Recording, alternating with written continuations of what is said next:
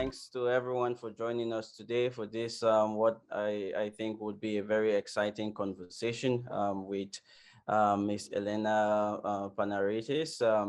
This is really one of those exciting moments for us here in CAFU when we get to have the opportunity to talk with change makers from around the world, from Cameroon, from Greater Africa, and also folks who have distinct experiences working in low and middle income countries and developing countries in quotes. Today, it's a great honor to welcome Elena to talk on development challenges and informality. Now, Elena is well-known, well-established, a policy innovator, and she is an economist by training and worked at the World Bank for a very long time as a policy innovator there. Until recently, she was the senior economic advisor handling the Euro, the Greek economic crisis, and two Greek governments. She served as a special envoy for negotiating the Greek sovereign debt and lending program, and she has worked directly with various Greek prime ministers and the Minister of Finance, as well as other EU high-level officials, the IMF, and US and government officials as well. In 2009, she was appointed honorary member of the Hellenic Parliament, from which position she left in 2012. She spent more than a decade, as I mentioned, at the World Bank. She's very passionate and relentless in her pursuit for change, and has improved the lives of millions of people where she has worked. She has really brought innovative thinking and commitment to the delivery of results, which is the hallmark of her career, and developed a very important tool, the reality check analysis, to figure out how to really look at development work across the world. And we are hoping that we'll get the time today to talk to her about this. One of the things I want to mention is that she worked for a long time in Peru on tackling informality of property rights and how to really redesign the development pathway and trajectory for Peru. And this is also an opportunity for us to get to pick your brain, Elena, on some of these issues. So with that, without further much ado, Elena, thank you very much for joining us today. Well, thank you very much for having me. It's very exciting to be among your group, and I'm excited to hear the questions that may come up, as well as respond to any of your specific demands that you may have, as the importance is that whatever we suggest today may be of use to your conversation that you may be having in Cameroon and elsewhere. Thank you very much, Elena. Now, let me start with, really a broad look at, development. You spent more than a decade at the bank. You worked in many countries that, are on, quote unquote, on the path to development. As we say here in Cameroon, we have a plan called the Plan 2035, where the government, the president, would like for the country to become an emerging economy by 2035, and that's the target. Now, in your experience, both while at the bank, in the advising the various Greek prime ministers, minister of finance, and your work with civil society also, how would you describe the development landscape today? Where are we today regarding development? Okay, well, where do we start, really? Economic development is a result of applying development and politics with the end result of having sustainable growth with as reduced inequalities as possible. So the best result is always very big middle class, very robust middle class, and a sustainable growth, so as we don't have these you know, turfs and throats. Yeah, we don't go up and down all the time. So I believe right now, today, we are a bit in the transition period of economic development, as the economic development paradigm has come in its challenged times of getting criticized from its own production, from its own results. So in 1944, we had the creation of an economic development architecture based out of the Bretton Woods Agreement, where we incorporated the World Bank and the IMF. This agreement was based on reconstructing the European Union or the European continent after the Second World War.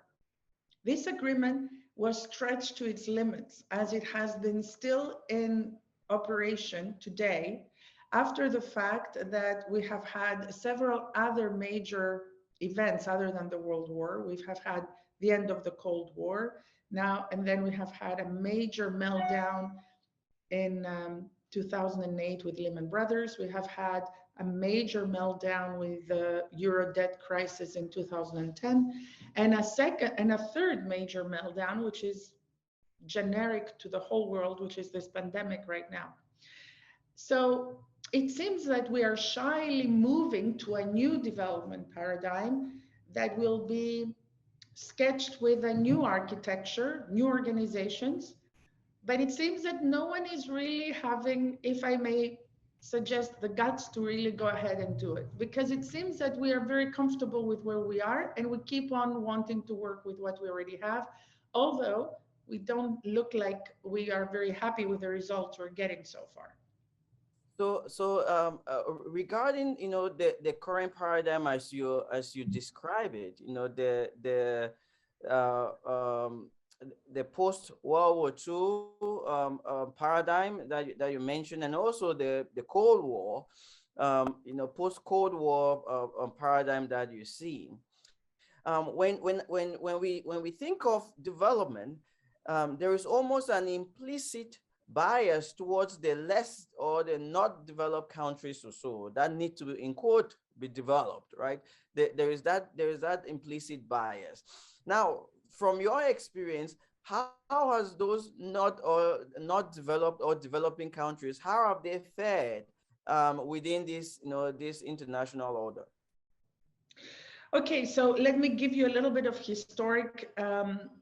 um, brief historic review so we can see why we are where we are and why development should not be, in the priority only of the developing economies. In other words, middle income economies or poor economies. Okay, so we're having an economic order that, let's say we start from the time of mercantilism, right? Where we want to have as much of an export promotion versus an import, right? So it's a time where we try to expand the lands of the countries. We're trying to conquer as much as we can. It's about 14th, 15th century. We have now the move to different wars and that were geared, that were promoted from that period. And then we ended up having a First World War in the 20th century, a big definition of, during that time, of ideological breaks, and a request of having, after the Second World War, a request to have a general stand, an equilibrium. We were done with wars. So in that specific moment, we assume that we're going to try to find different ways that we can establish some sort of a relationship between the resources of each country and the equitable access of these resources to the people of each country. So we thought that the best way to do it is with a possible stability in the currency, in the money of each country. So we started thinking about the gold standard with G, the gold standard. Okay, then we move out of the gold standard because it's becoming very difficult to have flexibility of trade and exchange. And we decided to move to different types of standards. And then we end up going to something that we are more familiar with right now. Um, it's a standard of currencies based on reserves of their central banks, and an architecture that manages the macroeconomics and the budgets of these countries through a general management through the Bretton Woods Agreement. That the Bretton Woods Agreement, Dennis, was not built in order to develop Cameroon, was not built in order to develop Sri Lanka. It was built so that we can have a new equilibrium after an extreme disaster that had destroyed the whole infrastructure of a hugely big economic power, which was all connected in the European continent. So we needed to reestablish the European continent. That Bretton Woods Agreement resulted in two organizations that were there to help the implementation of this agreement. One is the IMF, the fund for the monetary fund that is supporting the budget of countries. And the second one is the World Bank. The World Bank is an organization that is giving investment projects so that infrastructure would be reestablished. So to give you an example, Air France was built with a World Bank loan. A lot of the infrastructures that right now are taken for granted in most of the European countries were built during the time of the post-1945 year 1945, with the help of the World Bank. Now, when we have in 1953, around that time, when we have the Korean War, which is the first expression, the first real tangible expression of the Cold War, us and them. What we realized is that we didn't really have the West, didn't really have the capitalist West, didn't really have any organizations to handle us and them. So we started using the organizations we already had and the architecture we already had, and we added to it the word development. So then we established these organizations as organizations that were also going to take on the development of those countries that belong to the West. So those countries that belong to the West would be developing versus those countries that would belong to the Soviet bloc or the communist East, if I may say. Now, after that, we have the withdrawal in the 60s, late 50s and 60s, withdrawal of the colonial powers. Now, if I may give you a quick view, the developing world that we want to call today was taken care of by the colonial powers until the late 50s and 60s. So turning the World Bank and the IMF into a development organization was not too much of a stretch, because other two major big powers, France and Britain, had taken advantage of, or had taken care of, that part of that vacuum, if I may say. Okay, so now when they withdraw for X reasons, when they withdraw from these countries, now there is a vacuum that somehow needs to be filled. So it's filled with the technocrats of the countries that were colonizing, and these technocrats were French technocrats, engineers, British engineers, right? With the help of the funding of the World Bank. And of course, always the IMF would participate in suggesting a budget support. So this has continued, and today we are at the end of the Cold War. So, which means that after 1991, 1990, we started also incorporating in this already stretched organizational architecture, the Eastern Bloc, the former Soviet republics. Don't you think that much of the original 1944 mission of the Bretton Woods may have somehow required some sort of like Uh, realignment? Well, I mean, I thank you for that, and I think it demonstrates for what a lot of folks, especially folks from Africans, not seeing eye to eye most of the time with the missions of the bank and the Bretton Woods institutions and the policies that are advocated, but also the fact that um, there are times one of the things that comes across in some of the recommendations and some of the work being done is that at times it is, or most of the time, it does not jive with the realities on the ground. There are a certain basis of assumptions that are made in the policies that are recommended, especially assumptions based on a level of governance that for most countries does not exist, a level of adjudicating conflicts or a legal system that for the most part um, is not easily apparent compared to what the Anglo-Saxons have.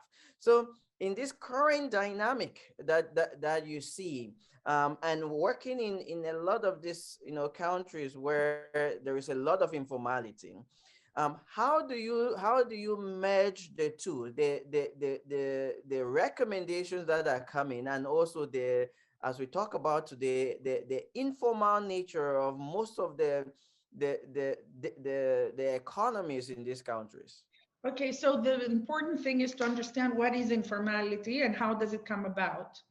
So, as I said, within this evolution that I tried to present earlier, we have the economists that end up becoming, in the very beginning, we had engineers that led that architecture because they were engineers needed, construction engineers, structural engineers, transport engineers that needed to build this infrastructure gap. Now, after that, the economists are becoming, if I may say, the king of the economic development of the architecture that I just outlined.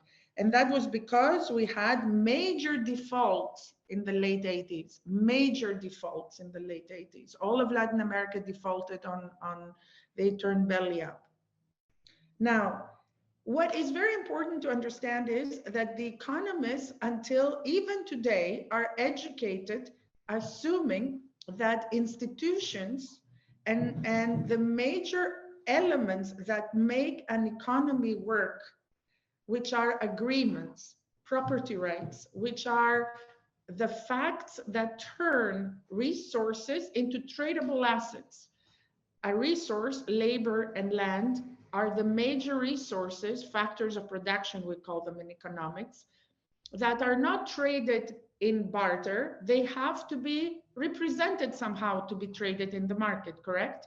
So we are assuming in an economics educated Western brain that is educated in an Anglo-Saxon manner, we are assuming that the transformation of a factor of production or of a natural resource is transformed into a market asset with zero friction, with zero transaction costs. Obviously, this is not the case, because if you see development on its feet, on the ground, down in the field, you know very well that there are frictions, because there are frictions in establishing a contract, there are frictions in enforcing a contract, there are frictions in breaking a contract. So the applications of economic policy, assuming that institutions are frictionless, assuming that the law and order is frictionless and effective, assuming that justice exists, and assuming that property rights exist, do not necessarily apply correctly. And as a result, we have a different type of behavior in each market, in parallel behavior to the assumed policy and formal behavior, and that is the informal behavior. In the informal behavior, today we find more than 70% of the world's population. More than 70% of the world's population that operates in countries that is not just countries in Africa or countries in Asia or countries in Latin America. It's people that operate in the United States, in Canada, in the European Union. You find that type of behavior also there. And that behavior is a behavior that we call it informal because it's very difficult to measure the result of the economic impact.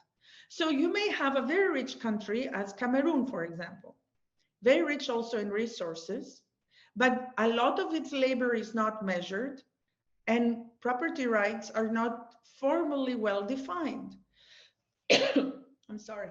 So as a result, we end up having a growing snowball of informality. And the risk is that if you have 70% of the world's assets, which are the people that work and live in informality, the 30% is a very small minority.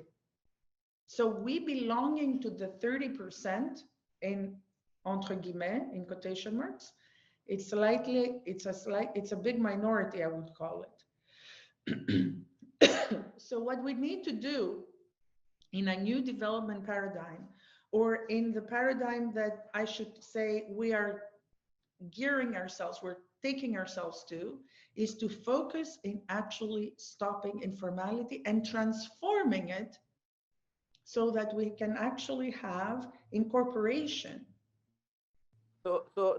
Elena, you talk about this new development paradigm and how to transform informality, which is a of great interest to us, as it is for most of Africa, the rest of Africa, transforming informality and making sure that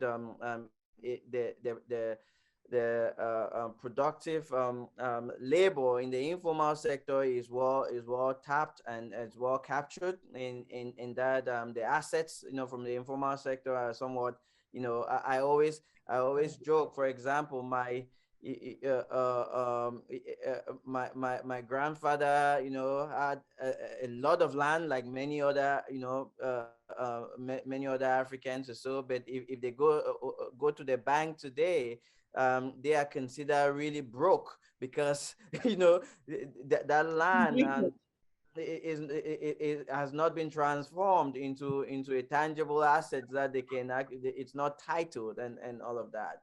Now, one of the things that you have done, and I think you did this in Peru and in other places that you've been, is, let's say, we understand the current construct of development and the organizations that are leading development, in quotes, worldwide, who are the ones championing it, and their decisions really do matter because it comes with a lot of financial backing to places where they are cash strapped and would need a few $billions. Cameroon, most of sub-Saharan Africa, a few $billions. Now, if let me get you into a scenario similar to scenarios that you've been. You come to Cameroon, for example, as in this new development paradigm that you're talking about, and we obviously want to liberate our economies. We want And work. Yes, we want average citizens to be able to explore and their God-given potentials. We want that to be marketable. We want it to lead to wealth generation, and we want to ensure that those who already have wealth, it's recorded properly or so.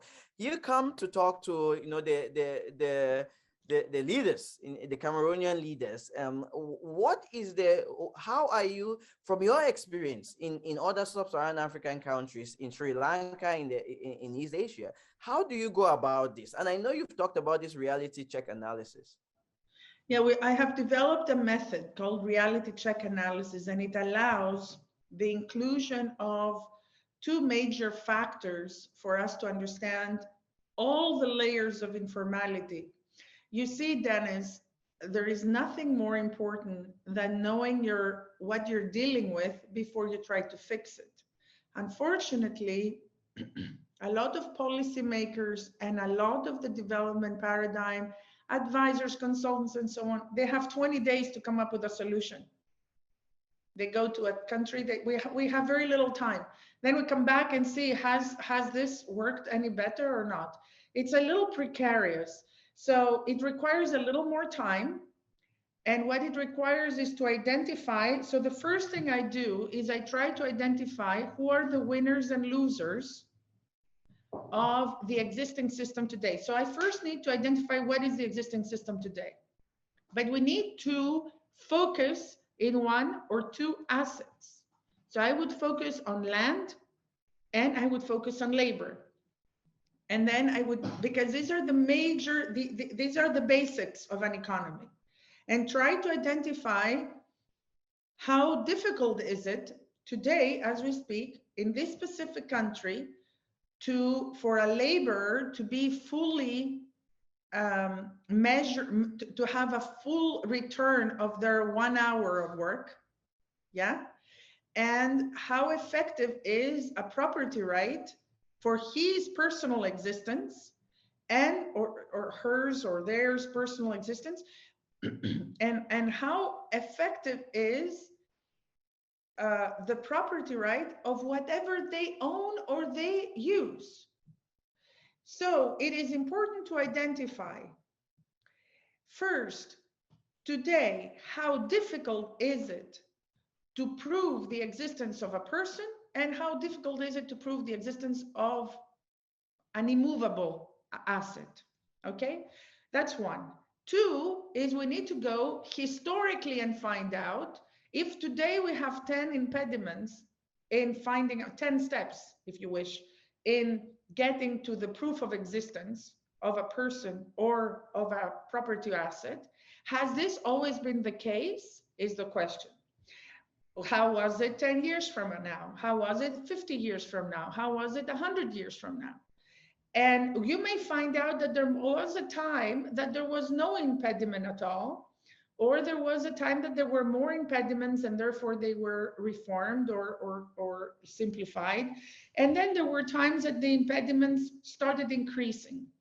So it is important for us to identify at each point of these historical transitions, who were the winners and the losers. The important thing to this, Dennis, is that if today somebody from your country asks me to do a policy reform, it has to be a winning policy reform. I have to make a proposal that is going to be useful. I'm going to have to make a proposal that is going to be accepted, that is not going to be rejected, that is not going to be fought, and it's not going to be reacted against. So for us to have an effective policy proposal, we have to have an absolute idea of who is going to be incorporated and who is going to be fought against it. Okay, and also it's like a doctor. Given that you're a doctor, it's probably easier to explain. So when you see a person, unless you test the person and know the medical history of the person, you will never know what type of additional sensitivities, previous diseases, previous, medicine they took and they developed an allergy to it. So today, if you don't have this information, you may actually give them a medicine that may take them to the other world, or you may give them a medicine that will actually save them. And I'd like to go to the second case, and that's why I use reality check analysis. Well, no, thank you very much for that. I mean, that's, it's extremely important because there are a lot of folks who tend to lose, in any reform, especially a reform that is as fundamental as property rights, in a system, and to be able to really, bring to life this, I think it's been called dead capitals, so to speak. Untapped capital, or it's not really capital. Dead, because if I may say, Dennis, it's not dead because people use it. They use it. It's just not translated in another language, which is the formal language. No, thanks for that. And I want to let everyone know, please, you can submit your questions, and if you want to pose your question directly to Elena, also let us know, and and the team would be able to get to you as we talk about this. Now, Elena, let's come down a little bit from, from the macro level, and talk about the informal sector in daily practice, and some of the the strategies that are put in place to figure out how to better improve the um, uh, the outputs from the informal sector, and also the potential wealth creation within the informal sector. The whole issue of how to use boost, stimulate entrepreneurship within the sector. What are some of your lessons regarding strengthening the informal sector in the current construct? I don't like to strengthen the informal sector. I like that. I No, like that. I am completely against small and medium scale enterprise suggestions of SME, small lending without guarantees and so on. This is just increasing poverty. I'm not in sustainable poverty, I'm in sustainable growth. So, but I will tell you something. When I did the whole reform in Peru, with a great analysis, we measured that just by the fact that we registered people's properties, child labor was reduced by 27%. Investment on the property investment, right? Increased by 80%, 78% to be exact, 80% I rounded up. Okay, so women's and other minorities involvement, civic involvement, increased by over 50%. And cottage industries, which are the small family industries, the SMEs that people like to now work on, cottage industries, like I like to call them like that, the ones that are in the back of the house, they're doing little t-shirts or artifacts of sorts to sell to people and so on. These ones reduced by 40%. Now, you're trying to tell me, oh, but this is not really promotion of entrepreneurship because you reduce cottage industries. As a matter of fact, this is increase of entrepreneurship because these cottage industries became big industries, Dennis. They got together, they engaged, and they reduced the risk of lending. So before, they were vulnerable to usury, they were vulnerable to any type of attack, as well as provision of like $20 for a little 1 month loan that had to be paid back at $100. Okay, so now they all got together. So the carpenters got together and they were able to even get to the point of exporting. The So, t-shirt makers, the yeah, t-shirt makers. so Elena, the real thing here from what you're describing is the Peruvian authorities were able to, implement a land reform policy that allowed for, I mean, let me assume, allowed for, made it easier for property to be, to be titled. Is that correct? No, Okay. I'm sorry to explain. I'll use different terminology because that can be understood very differently. Okay. There was no land reform. Mhm. There was simply an easier way to prove that the existence of your house and of your land, an easier way to prove the existence. So you had a title. We never titled anybody. They already had a title. We had to verify the title and register that title. So the key was the registration of the title. It was not to title. All these years that Peru had been independent since 1821 had been titled itself 1,000 times. They were titled out of the wazoo. I was finding people, Dennis, that had in the same piece of property 7 titles from their own government. 7. Why do you need one? Is enough. Why do you need to be issued 7 times an ID of your property? So we weren't titling. We simplified from scratch. We changed the system. That's the bottom line. We changed the system by which you prove in a registry the ownership, register the registry, and transfer that property right to another individual. You understand? Yes. Well, thank you for that clarification, Elena. We are starting to have some questions come through, and this is in French, but it's I from can understand Cyril. French, but I would prefer to speak in English because No, it it's would okay. be I was, his question in English is, thanks for your intervention. What is the place? What is the role of agribusiness for development in Africa today? Is it possible? Are there chains? That can bring more value added to development or so. um, Another example he says is the way cooperative are organized, associations or so. Could that also be a source of absolutely. development for economies? So I read the question as well. So Mhm. agribusiness is one of the wishful results and actual results of a correct property right reform. And bear in mind that we're not talking, when we're doing a property rights reform, we're not talking about individual ownership versus no individual. We are issuing ownership rights to whatever fabrication, to whatever um, country tailored definition of property right there is. So if a country has a tribe and the tribe wants to operates in a piece of land, we need to register the tribe's land.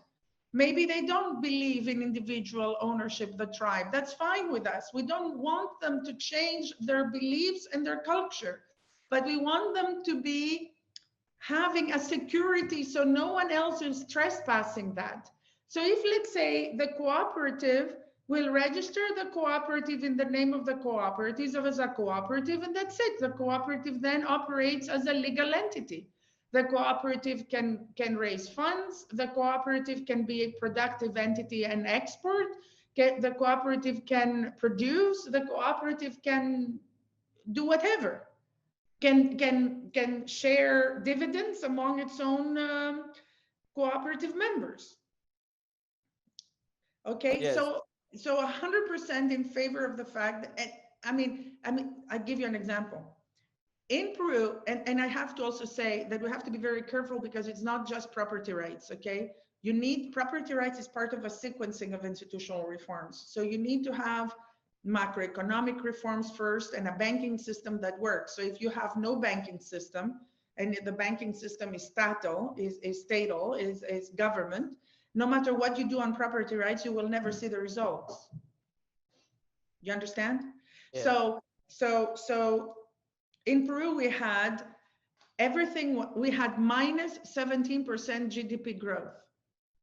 Agricultural growth was almost below zero. It was all indebted. There was no production of wine. There was no production of an interesting grape distillation they have, which is called not grappa, it's called pisco. The production of Washington type oranges, production of white asparagus. Okay. Well, it took about 6 months to have them start paying their debt back. So the cooperative of Huánuco, which is a fantastic example, were indebted up to the wazoo. And then in 6 months' time, they started slowly paying back. They started preparing and being more proud and trustworthy of their own work. You see, the key, Dennis, is what you're giving. This is not something that is written on a piece of paper. This is not something that it is implemented because I met the minister or the prime minister and we had nice dinner and we said we're going to do these 5 changes in the law. No. This reform is translated, and the litmus test is translated in the trust of individuals. If the individual starts feeling that he, she, they are proud of being members of their community, that's when you had a success. And when you're proud of being a member of your community, you produce more, you take care of it. Mm-hmm. So suddenly, the cooperative of Huanco was sending out Washington oranges to America. I didn't know that there was like a race of oranges called Washington. I found out that time. Yeah. Well, and then we had pisco, wine, anything you had. I mean, you know now that they produce all sorts of things. Yes. Well, no, I think that's a wonderful example there, and Elena. Now, I mean, when we talk about this informality, we cannot run away from the stark overrepresentation, unfortunately, of women and minorities in the informal sector, and what it brings. In your experience, or from your experiences or so, how what are some of the lessons you've learned regarding how you whether it's again, it's not about strengthening or giving them more, but how they can be assisted, a lot of women in these informal economies, assisted to flourish. Okay, so I'm also not going to be again very trendy, but I'm above the trend. I'm ahead of the trend. So in the same way, I'm not very keen about promoting informality because I'm interested in transforming it. I'm not very keen in focusing in specific groups. Yeah, because the problem of informality, it roots in the inability of all people having access, all of them. The difference is that 2%, 1%, a small percentage of people have enough money to pay to have access. They also do not have access. They just have enough money to, if you like, corrupt the system so they can actually have access. So what we have noticed is, for instance, we noticed that on the ground, the majority of women were the actual citizens that were participating, but they were never registered as such. The guys were somewhere else, and it was basically the household was held by the mom, the grandma, or the aunt, and the kids.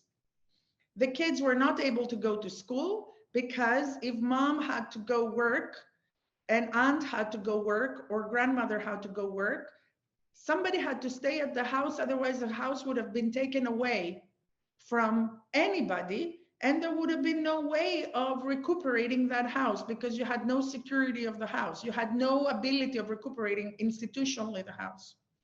So one child or two would stay in the house and they would of course work. So that's why you have 3 negative things. 1, child labor. 2, lack of education. They would not go to school. 3, lack of vaccination, because usually vaccination programs happen at school. 4, no ability of good food, because vaccination programs and soup kitchens happen in school programs. They don't come and knock at your door of your shanty town. So we already eliminated 4 elements related to the child. When we were then dealing with women, the moment we noticed that, why was it problematic for women to be formally presented? It's not because somebody was holding women back in their, I don't know, tying them in a chair and saying, you're not going to be formally involved. They were formally involved, but they were not obviously formally involved. They were nowhere registered. One of the major reasons was that the legal infrastructure, which was based on the mercantilistic time of leftovers of some sort of a civil code that was translated from the Spanish tradition of the 1700s. Land was inalienable and indivisible, and it could only be offered to a male, So no title could have been offered to the spouse or the female. The moment we did that actual change, overnight, women were engaged. So do you see what I'm saying? It wasn't that I went there and I said, okay, now let's start working on women because I'm also a woman and I want to promote the minority and the women and yeah. No, the moment you just open up and cut all the bottlenecks, reality check analysis, I'm telling you, it's super exciting. We had no knowledge of that. Yeah. So the moment we just said, everybody, come on now, it can be the wife, it can be the children together. Yeah. It can be the tribe. It can be a park. People were telling me you're in favor of individual property, but not government property. And I'm like, who said so? The park or the government building or the house of the president. That needs to also be registered. Yes. Well, thank you for that. I will take a question from Steve Tametong. Steve, go ahead. I mean, you can turn on your mic and ask your question. And you have a video there as well. Thank you very much. Thank you very much, Dr. Dennis, for giving me the floor. It's a great honor to have Madam Elena Panaritis and thank her for the insightful explanation she gave us. I just have one question. It appears that in Africa, the informal sector is a source of much wealth, but escapes any state control. What means should be implemented to encourage the switch of actors from the informal sector to the formal sector? Thank you very much. Okay, thank you. The informal sector has much worth, but is not under state control or like for revenue. How do you, maybe this is again, where do you start? Where do you start in trying to, as you had mentioned before, the levels of sequencing or so, policy sequencing. If we're to look at, just this, how do you go about it? I try to understand a little bit what is the question. So that there is a lot of work incorporated in the informal sector. Or wealth. A lot, yes, of course, a lot of wealth incorporated and work in the informal sector, yeah. But there is also it's not just lack of wanting to engage. It's also wishfulness not to participate. So government will not tax it. Is this the question? Yes, and also maybe after that, how the government should deal with it to be able to formalize it, I guess. Okay, well, let me tell you something. Humans are extremely bright people. Yeah, the DNA of a human is very bright. It doesn't matter where that person is, whether it is standing in Cameroon or in Greece or in Sri Lanka. No one will engage in providing their own information of who they are and what they own and how much wealth they have if they have a glimpse of fear that they will be taken, manipulated for taxation purposes. And if policymakers and government does any type of change with this in the back of their minds, they lost 1,000%.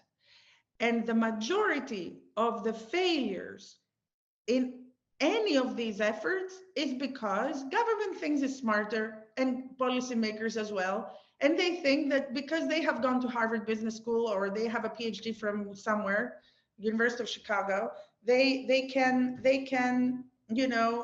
eliminate the actual acumen of the entrepreneurial day-to-day person and citizen of that country.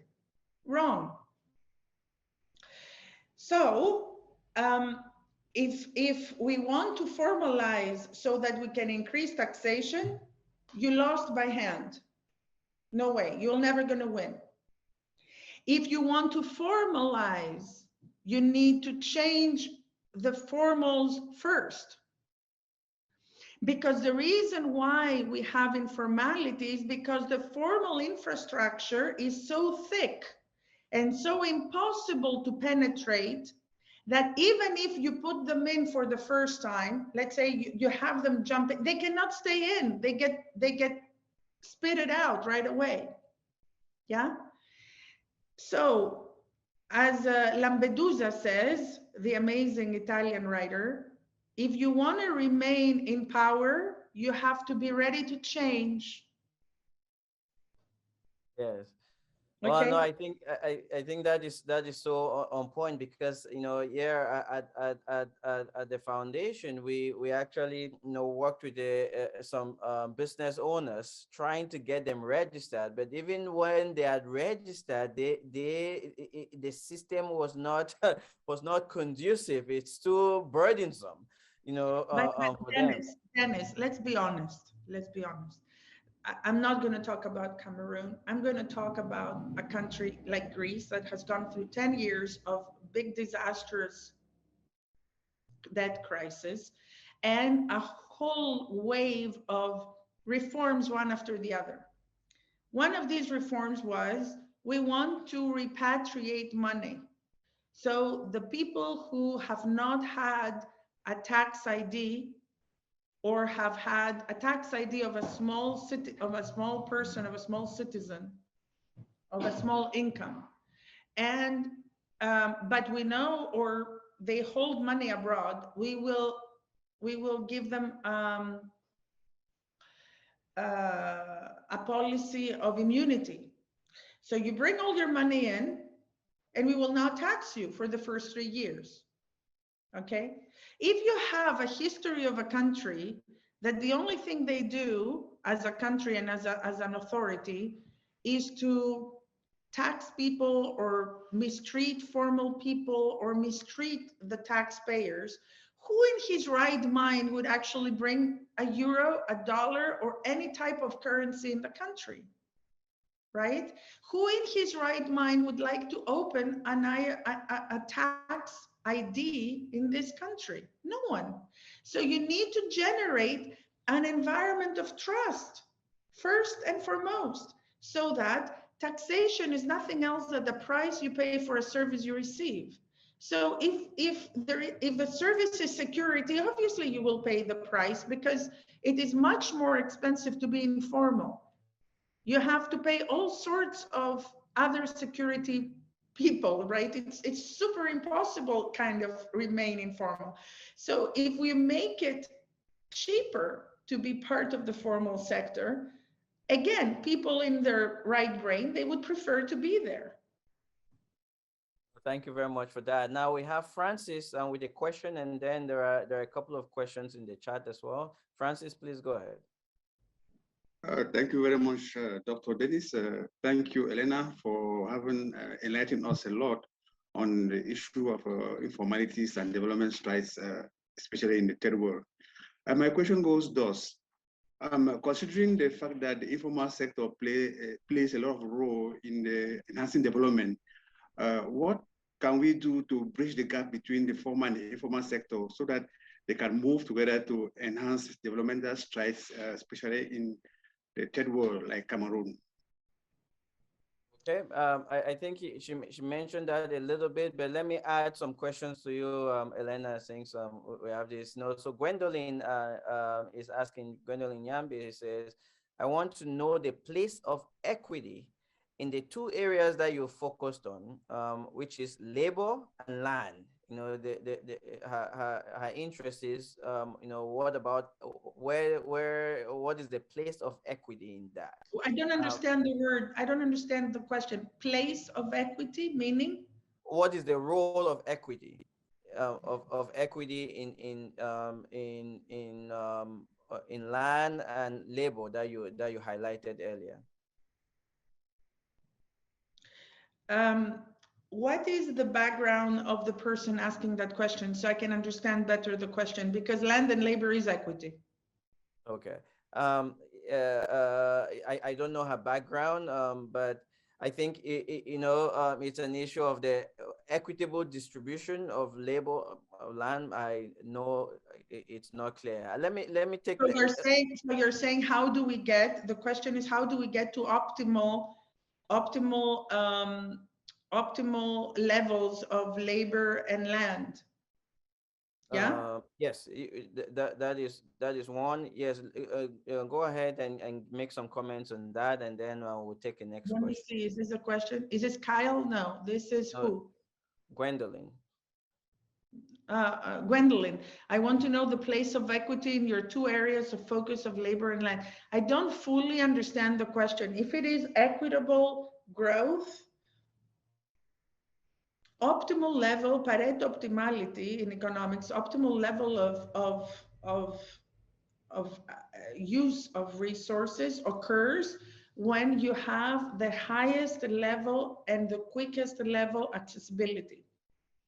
So if I and you can fast access resources with low bureaucracy and low transaction costs, then I can use the resource.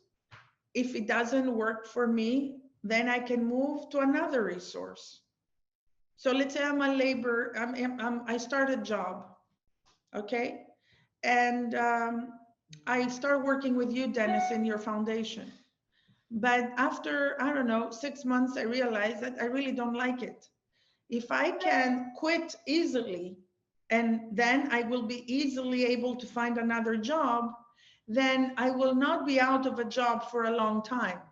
So the ability of moving and having flexibility is a result of a property rights reform.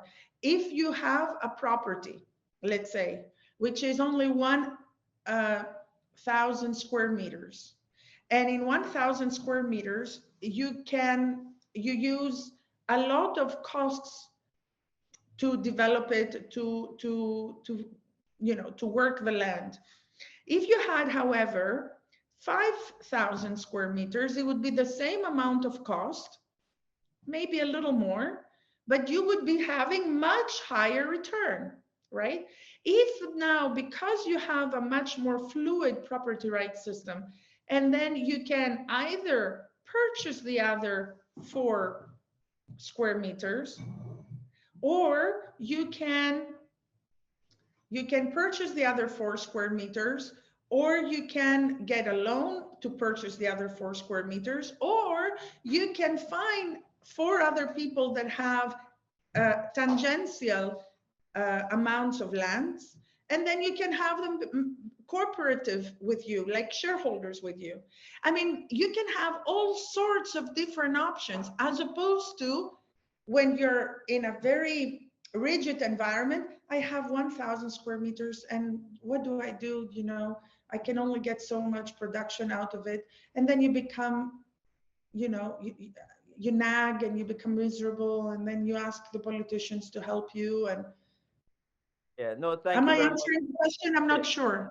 No, thank you very much, Elena, for that. Let's take one more. We'll take one more from Carl. So his question is relating to this question. Can you speak more to the sequencing of reforms? How does this sequence vary from country to country? Is it relatively the same, just with different degrees of emphasis along the path? Or is the sequence itself depending on the country of application? So I think we can have a quick, 1 minute or so respond to Kyle. Yeah, I think I know who Kyle is and ask that question. Okay. Yeah, so institutional reforms have a specific sequencing. Chapter 6 of Prosperity Unbound, the book I've written, outlines exactly the way you go about to do a proper institutional reform. Institutional reforms are not macroeconomic reforms or microeconomic reforms. In other words, they are not pen stroke reforms. If we want to change the country's currency, we use the Minister of Finance, the Prime Minister's approval, and the head of the central bank. That's 3 signatures. So if we convince 3 people, then we can have the change of the currency. To do a change of an institutional reform, it requires a vast level of strategy and a vast level of a menu of elements during the reform and post elements that you need to have in line. So sequencing in each country is the same in terms of like a menu of what you need to look at, but in each country it's applied differently. Oh, no, thank you very much for that. I think, we have run out of time, and this is just going to be the beginning of multiple conversations, Elena. Now, Elena, I want to have you make some final closing remarks or so. Please.